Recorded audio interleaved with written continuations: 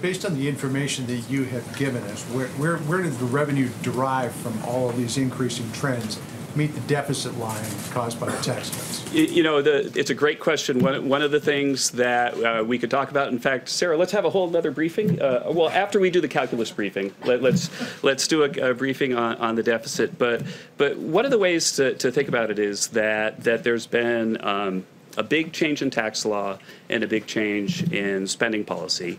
And in the tax law side, you could remember that the dynamic score for the corporate tax was that it would be have a very, very low cost. And I think that the cost estimate, not dynamically scored, and Tyler will nod for me, was about $400 billion in the final bill over 10 years.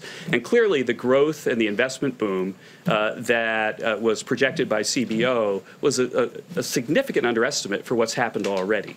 And so I think that the notion that the corporate tax side has about paid for itself is clearly in the data. On the individual side, there was about $1 trillion cost. About $700 billion of that was a refundable child credit that got expanded at the last minute to get the votes they needed to pass it. Now, a refundable child credit is very sound policy for people who care about equality of opportunity or families with children. President Trump supported it wholeheartedly, but not at the size that it came out. And the child credit, though, is not something that you would expect would pay for itself. And so the tax cuts have increased the deficit a little bit, but not the tax cuts that the Democrats are attacking, but rather the tax cuts that the Democrats probably should have supported. I'll go to row 2 and right there. I'm sorry, I don't know your name. No, Steve. Yeah. There's another chart that you've not included in your packet, and that's a chart about the spike in the consumer price index. Mm-hmm. That's the cost of goods. That's inflation going up I know that. At a higher rate. For those who don't, Americans are paying more for their goods now than they did in recent years. Can you explain to what extent Americans should be concerned about the fact that the price of goods is increasing at a high rate? Right. Well, Americans should be concerned that prices are going up. And if you look at the consumer price index, then over the most recent year, then it's a little bit short of 3%. And I know that that's something that affects Americans, when they go to the grocery store or the gas station, and they should be concerned about that. But the best defense against increase in inflation is an increase in wages. And the CEA put out a report this week that documented that, correctly measured, real after-tax wages are growing about 1.4% this year. So that means that the wage growth that President Trump has helped create with his policies is overpowering the inflation numbers right now. I'll go to row 3 and then back. Thanks, Kevin. Yeah, sure. What credit, if any, does former President Obama deserve for the current state of the economy?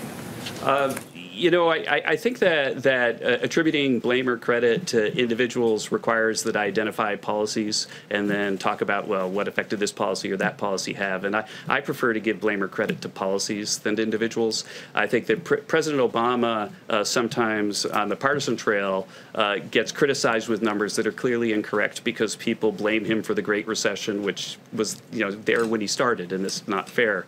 If I look specifically at President Obama's policies, there are a whole bunch of policies that I think were very negative for growth. I think the Affordable Care Act lifted marginal tax rates on individual workers, so much so that the CBO even said that it would have a negative effect on growth. He increased marginal tax rates on small businesses, and that's why small business creation wasn't so high. And so I could look at a lot of policies, and we could talk about them one by one and say, did they help or hurt growth? I think he also advocated policies that he said would help growth that clearly did not. And really, I kind of wonder about what was going on in the heads of the economists that told them they would, like cash for clunkers and so on, that really didn't have much effect at all. But to say he destroyed the economy or something like that, that's not what the CEA chair should be doing. And I'll go back another row. Two questions for you. Can I take them separately? You mind? Yeah, I will. First one, yeah, sure. Just playing off of this question here. But yeah, go separately because I'll forget the first one when you finish the second. Thank you. You're coming out, obviously, talking about the economic numbers in our first briefing here in nearly 3 weeks. It seems like it might be time to President Obama's speeches on Friday and Saturday, in which he talked about the economy and some of these very issues. Is that why you're here today, or is that just a coincidence? Thank you for asking that, actually, because Sarah can tell you that I've been pushing her to let me show these slides for quite a while. That we've updated them for recent data, but that in fact, I don't know about the 3-week lag. I think it has something to do with the fact that sensible people sometimes, even in the White House, take a break in August, and there is some vacation taking at the time. But yeah, that we were prepared to do this briefing a few weeks ago, and there's not in any way a timing that's related to President Obama's Friday remarks. And then I promised you number two. Thank you very much. You talked about, obviously, But the next person's going to ask for three, you realize. So I shouldn't have done that. Under President Trump. The president also, and I'm curious about your view as an economist on this, has told private companies, Apple, Amazon, the NFL, how to run their business. Do you believe that's appropriate for a president to do? Do you believe that stimulates economic growth for a president to be dictating how private companies run their stuff? Well, the president has strong opinions about everything. I think that we wouldn't have had all the policy success that we've had if he hadn't been such a strong advocate for the things that we've seen. I think that his strong opinions sometimes stretch into areas that are outside of the places that CEA has any purview, and I don't counsel him on that. And I think at a previous presser, I once said that I don't run the Council of Twitter Advisors, and may that be true for all of my stay here. I'll go back to the blue shirt in the back. Yeah, yeah. And I skipped a row. Sorry, I'll come forward. Quick question for you on an economic stat that the president put out in a comment today. The president said the GDP rate is higher than the unemployment rate for the first time in over 100 years. That's just not true, though, is it? Yeah, that's so I can tell you what is true, and the history of thought. Let me just say that the history of thought of how errors happen is not something that I can engage in because like from the initial fact to what the president said, that I don't know the whole chain of command. But what is true is that it's the highest in 10 years. And at some point, somebody probably conveyed it to him, adding a zero to that, and they shouldn't have done that. And I could say that at least we numbers geeks here at the White House are grateful and when the press finds mistakes that we make, we don't like making mistakes, but we're grateful when they're pointed out because we want to correct them. And you might have noticed that I gave Sarah a bad number a few weeks ago. It was 100% my fault, and I apologized immediately. We created it, and you'd have to talk to the president about where the number came from, but the correct number is 10 years. And then I said I would come forward. Yeah. Said President Obama, former President Obama said President Trump would need a magic wand to get to 4% GDP. The president suggested that was a direct quote from President Obama. Did President Obama ever say that? I don't know. I'm sorry. And again, I'm not the chairman of the Council of Twitter Advisors, but I was trying to go back up. Yeah. On wage growth, the White House put out a number that uses a different way of calculating wage growth.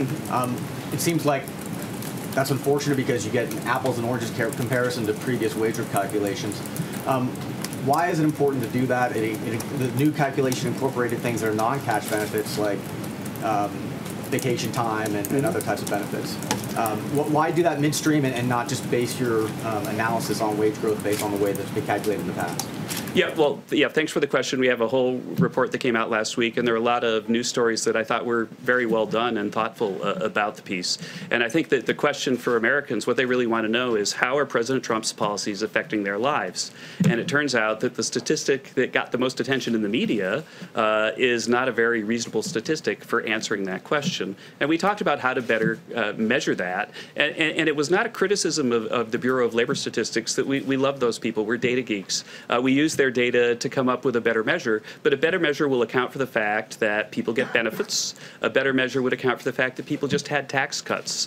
A better measure will account for the fact that the composition of the labor force is changing because so many people are coming in, and the people who've been out for a while tend to be lower skilled, and so they can bring averages down if you don't control for that. And so in our study, we controlled for all that and showed that just as is consistent with our 4.2% GDP growth, we're seeing a massive amount of wage growth right now compared to what projections were when President Trump took office.